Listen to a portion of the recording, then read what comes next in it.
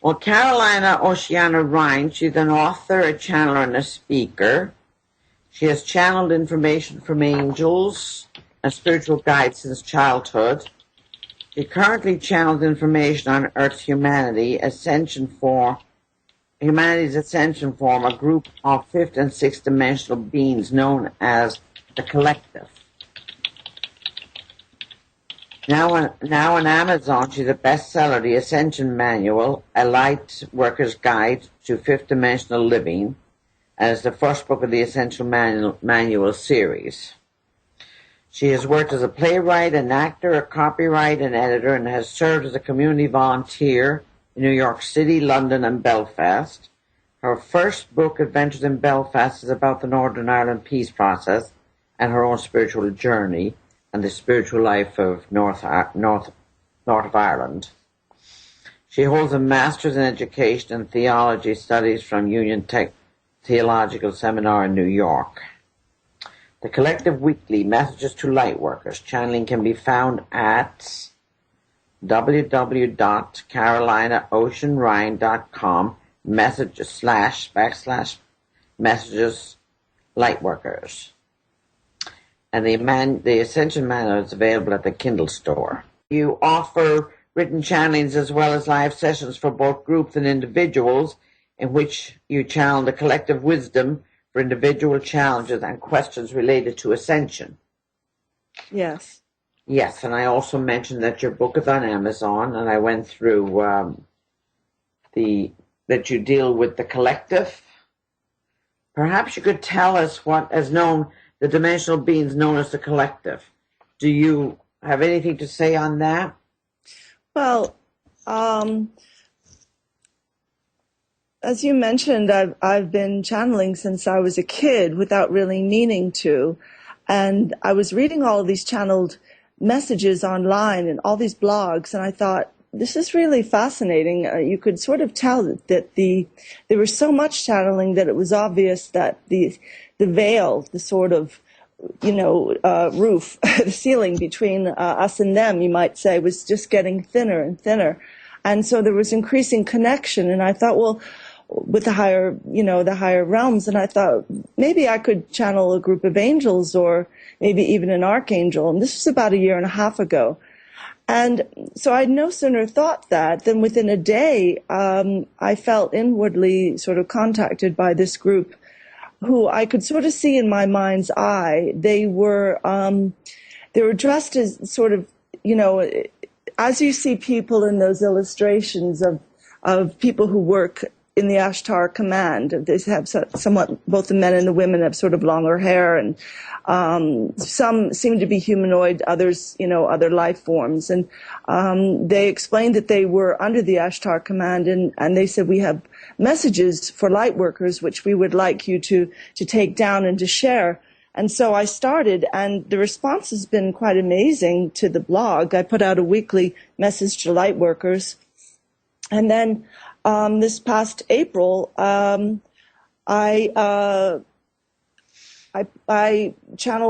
put out a book that I channeled from them. They told me they wanted to do a book, so I did that. And the response to the book has been quite something. I never expected it.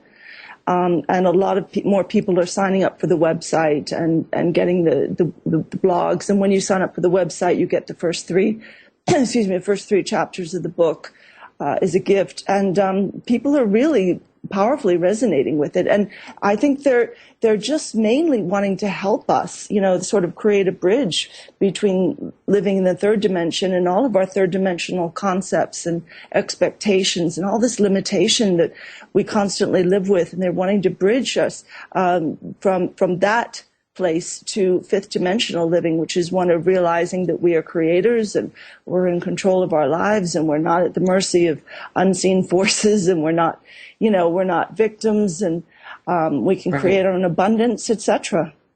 Are there certain things that repeat themselves? Certain things that you say to a lot of light workers that you would like everyone to know? Well, they say, and I can bring them in and let them speak for themselves, but I can tell you that there's a lot of people asking about their twin flame, asking about health concerns, asking, am I on the right track with my life work? A lot about relationships. I'm almost surprised it's not more about money, but a great deal of it is about relationships. Well, I think it's because people realize money doesn't keep the relationships together anymore. Exactly right. Exactly right. But if you'd like me to take a moment, I can bring them in and they can answer these questions for themselves if you'd like. Okay, absolutely. We would love to. I might have a few myself to ask them. I have to encourage everybody who hasn't had a session with OMENA yet. You must do it because it's just mind-blowing, the stuff you'll learn. She's just amazing. But anyway, all right. So thanks very much. Certainly. What I do is I ask Divine Mother to be present with us and let her loving presence be felt. Namaste, Mother. And then I ask Archangel Michael to be present with the blue light of his sword so that only truth is spoken. Namaste, Lord.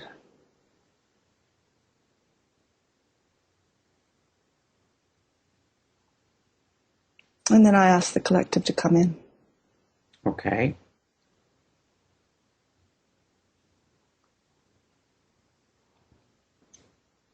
Well, greetings, friends. And we are most honored to be here.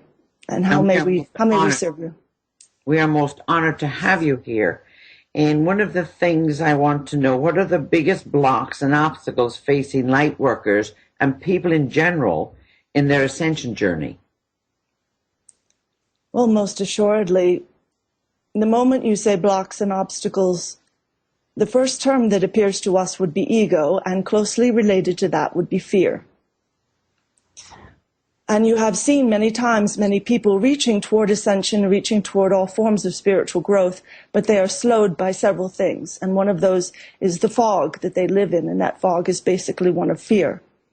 And they lack trust. They lack trust in their higher selves. They lack trust in the divine plan, which is not a set blueprint for their lives, but which is a construct, a divine construct which ensures that they have constant access to the higher realms, to their guides and their angels, to their higher self, their soul.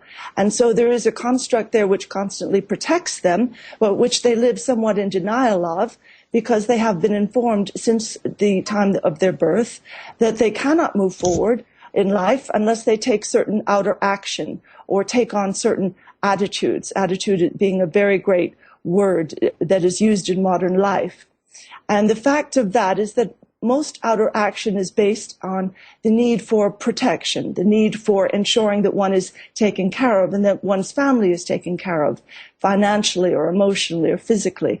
And so much effort is spent in shoring up all sorts of protection and shelter and not exactly guarantees, but the illusion of a guarantee of safety in the world. And we would say that this third dimensional paradigm is quickly fading.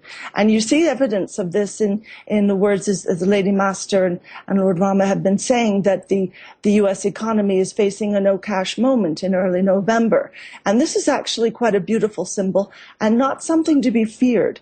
Because what is happening is that the old regime and the old paradigm of the third dimension, which is based upon the illusion of lack and scarcity, the belief in the necessity of competition, all of that now is fading. All of that is simply dissolving and disintegrating. And yes, it can be rather frightening to think in terms of, well, what about my family and what about my own livelihood and what about my job and how will I pay my rent or mortgage? But understand that if we can move past, and I say we, moving, meaning all of us, all of you and all of your collective friends and family, if we can simply push past this momentary initial response, fearful response, we will see that there is an ending potential which is beyond the symbol of loss of money or loss of economic stability. And that unending potential is in a way encapsulated in the Nassar law, but far more greatly encapsulated in the understanding, the increasing understanding of light workers now, that you are creators and that you are, as our writer says, in charge of your life and not at not a victim of circumstance so much as you have been taught. You have been taught all forms of disempowerment. And this very much aided the agenda of your overlords as they once were. But this idea is fading now. And so this is a moment of powerful potential for complete empowerment of the human race. And so the question is, will you step up? Will you be ready to help to create this new structure, this new paradigm, which is a matter of fifth dimensional living, which is a release of scarcity and competition, which is a release of struggle and the hard work belief? Or will you succumb to fear? And so the question then becomes something for each individual as well as for the entire group.